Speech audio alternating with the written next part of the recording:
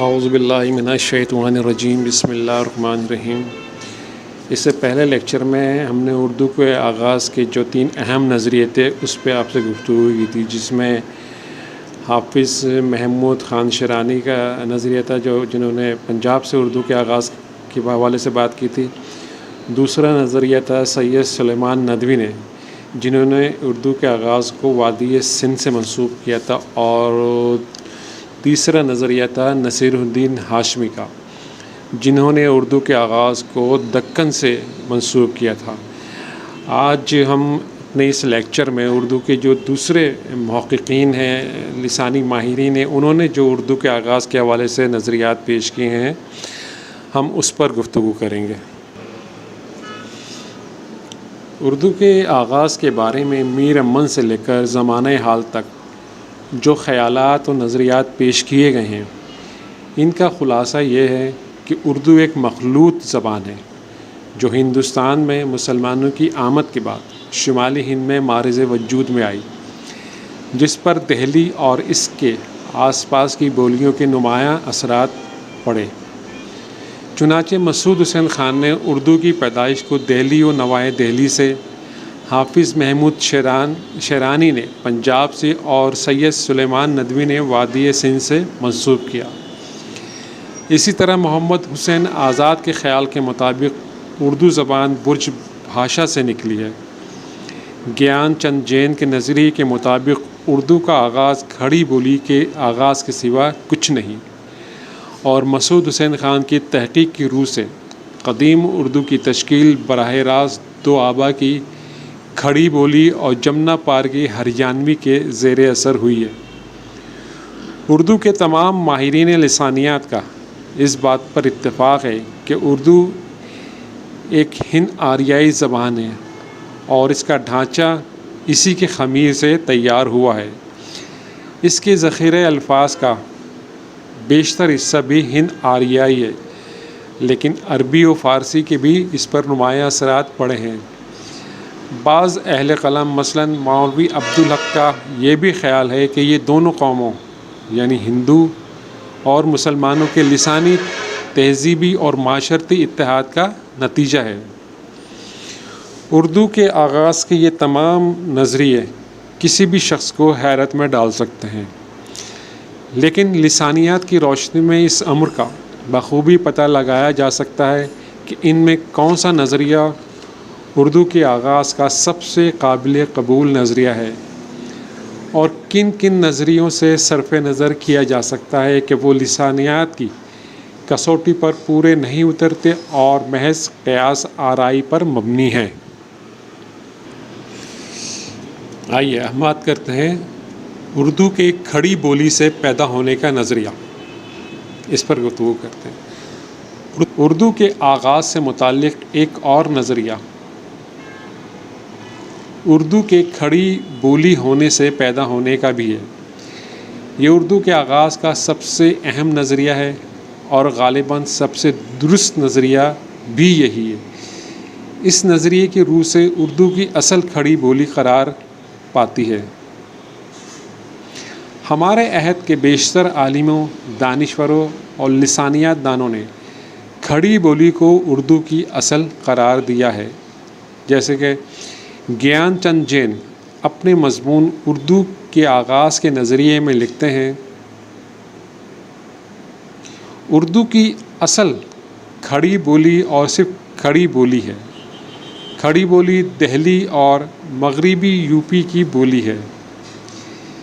کسی کی مجال نہیں کہ یہ کہہ سکے یہ پنجاب کی زبان پنجابی کی اولاد ہے۔ اگر کھڑی بولی پنجابی سے نہیں نکلی تو اردو بھی پنجابی سے نہیں نکلی۔ اردو کے دہلی و نواح دہلی میں پیدا ہونے کا نظریہ پروفیسر مسعود حسین خان نے اپنی تصنیف مقدمہ تاریخ زبان اردو میں اردو کے پنجابی زبان سے ماخوذ ہونے کے نظریے کی سخت تنقید کی ہے، اور قدیم دکنی کی لسانی خصوصیات کا نواح دہلی کی بولیوں کے ساتھ تقابل سے ایک نئے لسانی نظریے کی تشکیل کی ہے۔ اردو کی ابتدا کا سراغ پانے کے لیے انہوں نے نواح دہلی کی بولیوں کی اہمیت پر بہت زور دیا ہے۔ شہر دہلی 4 بولیوں کے سنگم پر واقع ہے۔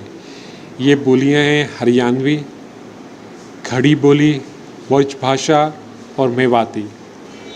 مسعود حسین خان کے نظریے کے مطابق اردو کے ارتقاء میں ان تمام بولیوں کے اثرات مختلف زمانوں میں پڑتے رہے ہیں۔ ہریانوی نے قدیم اردو کی تشکیل میں حصہ لیا، کھڑی بولی نے جدید اردو کا ڈول تیار کیا، برج بھاشا نے اردو کا معیاری لب و لہجہ متعین کرنے میں مدد دی، اور میواتی نے قدیم اردو پر اپنے بعض اثرات مرتب کیے۔ اس ضمن میں وہ اپنی تصنیف مقدمہ تاریخ زبان و ادب میں لکھتے ہیں: قدیم اردو کی تشکیل براہ راست ہریانی کے زیر اثر ہوئی ہے۔ اس پر رفتہ رفتہ کھڑی بولی کے اثرات پڑتے ہیں، اور جب 15ویں صدی میں آگرہ دارالسلطنت بن جاتا ہے اور کرشن بھکتی کی تحریک کے ساتھ برج بھاشا عام مقبول ہو جاتی ہے، تو سلاطین دہلی کے عہد کی تشکیل شدہ زبان کی نوک پلک برجی محاورے کے ذریعے درست ہوتی ہے۔ مزید لکھتے ہیں: قدیم اردو جمنا پار کی ہریانی بولی سے قریب تر تھی۔ جدید اردو اپنی صرف و نحو کے اعتبار سے مراد آباد اور بجنور کے اضلاع کی بولی سے قریب تر ہے۔ برج بھاشا نے بات کو اردو کا معیاری لب و لہجہ متعین کرنے میں ضرور مدد کی ہے۔ اس سلسلے میں ہمیں یہ یاد رکھنا چاہیے کہ سکندر لودھی کے عہدے سے لے کر شاہ جہاں کے زمانے تک آگرہ ہندوستان کا پایہ تخت رہا ہے۔ راجپوتوں کی اپبھرنش ادبیات کی ڈھلی ہریانے کے علاقے میں تھی، جس سے کھڑی بولی کی بنسبت میواتی زیادہ قریب تھی۔ بعد کو مغلوں کے عہد میں برج بھاشا اور کھڑی بولی کے اثرات اس پر غالب آ جاتے ہیں۔ نواح دہلی کی ان بولیوں کے تقابلی مطالعے اور قدیم دور کے تحریری مواد کے لسانیاتی تجزیے سے مسعود حسین خان نے اپنے جس بنیادی نظریے کی تشکیل کی ہے وہ یہ ہے: نواح دلی کی بولیاں اردو کا اصل منبع اور سرچشمہ ہیں، اور حضرت دہلی اس کا صحیح مولد و منشا۔ محمد حسین آزاد نے آب حیات 1880 میں کا آغاز اس جملے سے کیا: اتنی بات ہر شخص جانتا ہے کہ ہماری زبان اردو برج بھاشا سے نکلی ہے۔ تاہم اردو میں اردو کی ابتدا سے متعلق ایک لسانی نظریہ پیش کرنے کے سلسلے میں محمد حسین آزاد کو اولیت حاصل ہے۔ ان کا نظریہ یہ ہے: آریاؤں نے ہندوستان پر تسلط کیا تو ان کی زبان اپنی اصل سے کچھ بدل کر سنسکرت کہلائی۔ انہوں نے اسے زبان الہی قرار دیا، اس کے قواعد اور اصول باندھے، غیر زبانوں کو ناپاک سمجھا اور ان سے واسطہ نہ رکھا۔ سنسکرت الفاظ کے تلفظ عوام میں آ کر کچھ اور ہو گئے۔ اس طرح پراکرتیں پیدا ہو گئیں۔ پراکرت خاص سنسکرت کی بیٹی ہے۔ کالی داس کے ناٹک شکنتلا سے معلوم ہوتا ہے کہ اس عہد میں بادشاہ، امرا اور پنڈت سنسکرت بولتے تھے اور عوام کی زبان پراکرت تھی۔ 11ویں صدی عیسوی سے پہلے برج خطے کی وہ زبان تھی جسے آج ہم برج بھاشا کی اصل کہہ سکتے ہیں۔ مسلمان جب ہندوستان آئے تو ان کی زبان فارسی تھی۔ قدیم فارسی اور سنسکرت ایک دادا کی اولاد ہیں، لیکن عربی، ترکی کے اثرات سے اب وہ پہچانی نہیں جاتی تھیں۔ سنسکرت نے اس سے سروکار نہیں رکھا، البتہ برج بھاشا نے اس بن بلائے مہمان کو جگہ دی، اور اس طرح ان دونوں زبانوں کے الفاظ کے باہمی لین دین سے اردو بنی۔ فتح دہلی 1193 کے وقت کھڑی بولی بول چال کی سطح پر ہندوؤں میں رائج تو تھی، لیکن پچھڑی ہونے کی وجہ سے وہ اس کی طرف متوجہ نہ ہوئے تھے۔ لیکن جب یہی کھڑی بولی فارسی رسم الخط کے ساتھ اردو کے قالب میں ڈھل کر نکھرنے لگی تو ہندو بھی اس کی ترقی میں حصہ لینے لگے۔ یہی وجہ ہے کہ متعدد عالموں اور دانشوروں نے اردو کی پیدائش کو مسلمانوں اور ہندوؤں کے میل جول کا نتیجہ قرار دیا ہے۔ اس حوالے سے مولوی عبدالحق لکھتے ہیں، یہ خاص ہندوستان کی پیداوار ہے اور دونوں قوموں یعنی ہندو مسلمانوں کے لسانی، تہذیبی اور معاشرتی اتحاد کا نتیجہ ہے، بلکہ حقیقت یہ ہے کہ اس کے بنانے والے زیادہ تر ہندو ہیں۔ سید محی الدین قادری نے بھی اردو کے پنجاب میں پیدا ہونے کی بات کہی ہے۔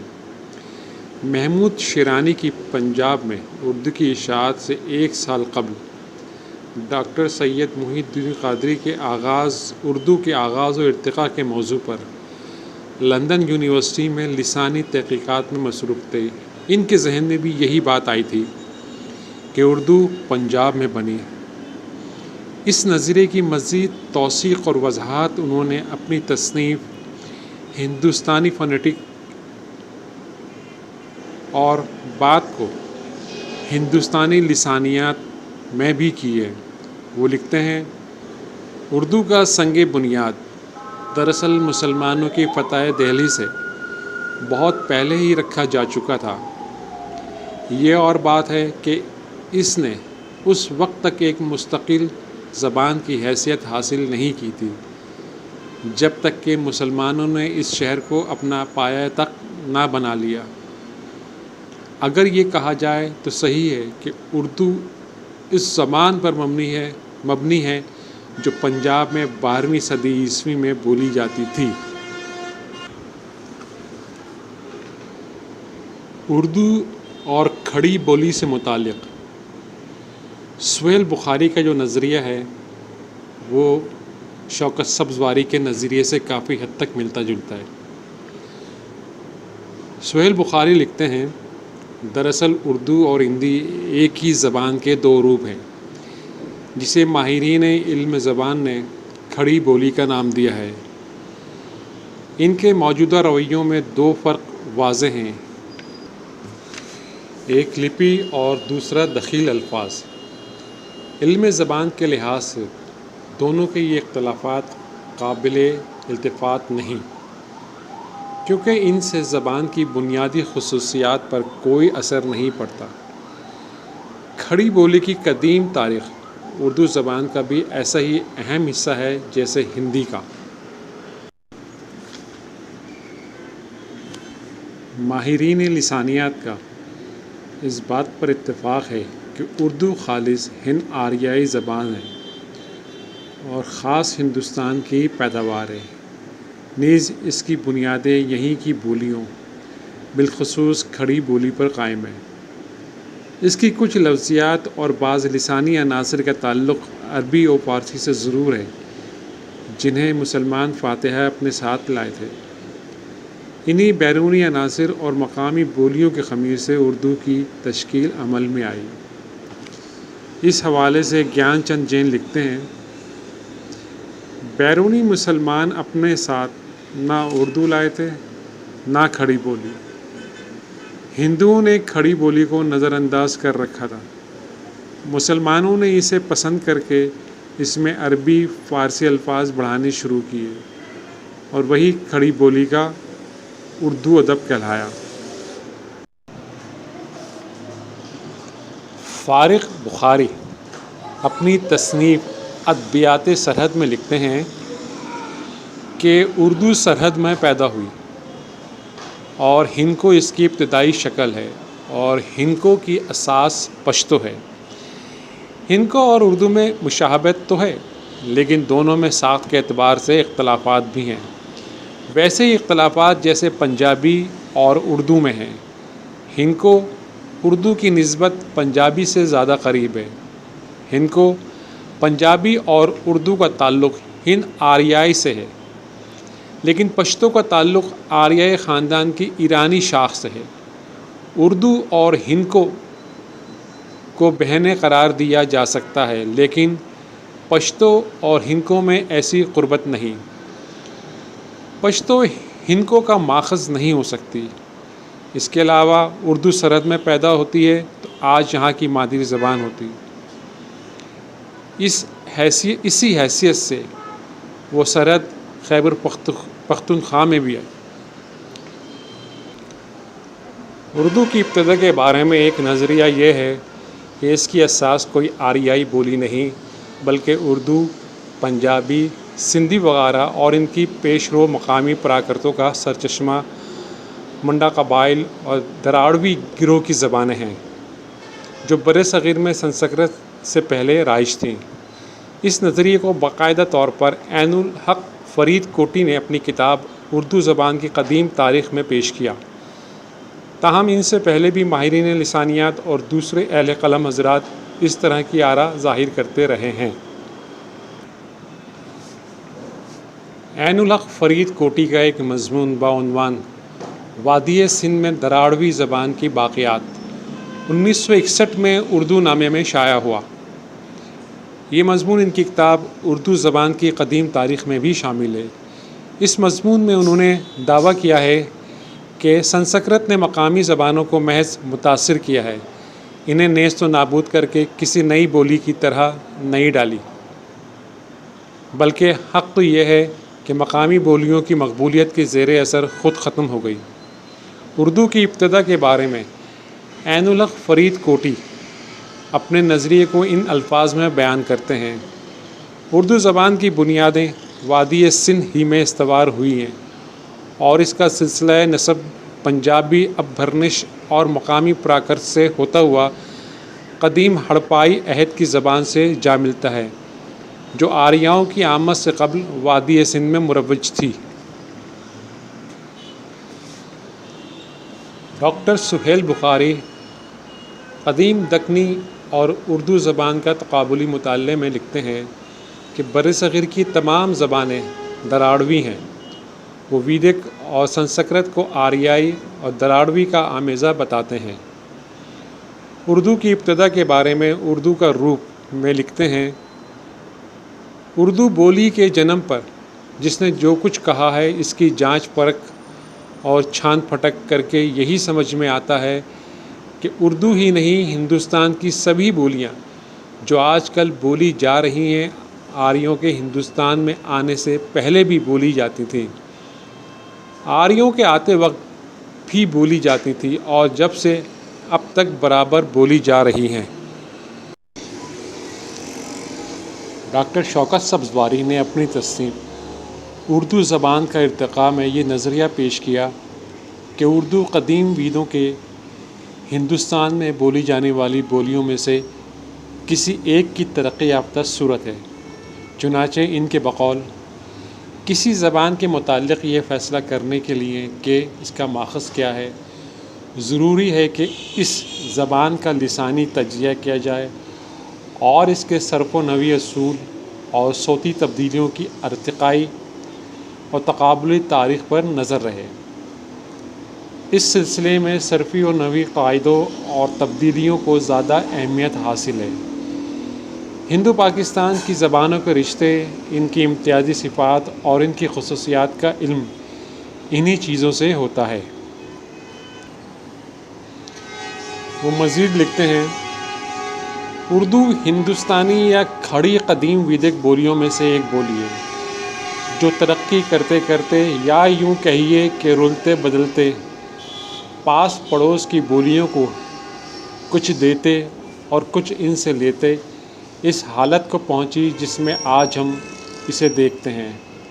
قیاس کیا جاتا ہے کہ یہ میرٹھ اور اس کے نواح میں بولی جاتی تھی۔ پالی اس کی ترقی یافتہ ادبی اور معیاری شکل ہے۔ اردو اور پالی دونوں کا منبع ایک ہے۔ پالی ادب و فن اور فلسفے کی زبان ہے اور ہندوستانی روزانہ بول چال، لین دین و کاروبار کی۔ پالی ادبی درجے کو پا کر ٹھہر گئی، لیکن ہندوستانی عوام کی زبان ہونے کی وجہ سے اور بازار ہاٹ میں بولے جانے کے باعث ترشتی ترشاتی اور چھلتی چھلاتی رہی۔ انہی وجوہ کی بنا پر انہوں نے عام نظریے کے برعکس قدیم ہندی کو اردو کی اصل نہ تسلیم کرتے ہوئے لکھا ہے۔ قدیم ہندی کو اردو کی اصل نہیں ٹھہرایا جا سکتا۔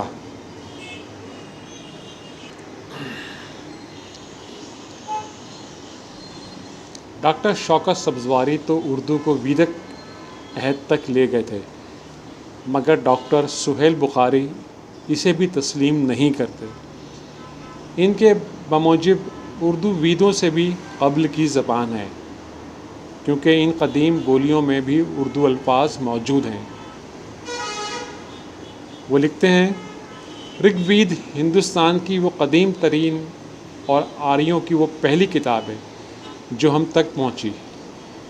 چنانچہ اس میں اردو الفاظ کی موجودگی یہ ثابت کر رہی ہے کہ ہماری زبان ویدک کال سے بھی پہلے اس علاقے میں بھاشا کے طور پر کام میں آ رہی ہے۔ ان الفاظ سے یہ بھی ثابت ہوتا ہے کہ ہماری بول چال کی آوازوں میں ہزاروں سال سے آج تک زیر و زبر پیش کا بھی فرق نہیں آیا ہے، اور اس طرح اردو کے ماخذ اور اشتقاق سے متعلق اب تک کی تمام غلط فہمیاں زائل اور تمام نظریات از خود باطل ہو جاتے ہیں۔ ڈاکٹر سہیل بخاری نے زبان کے ساتھ ساتھ اردو رسم الخط کے ضمن میں بھی بڑی نرالی بات کی ہے۔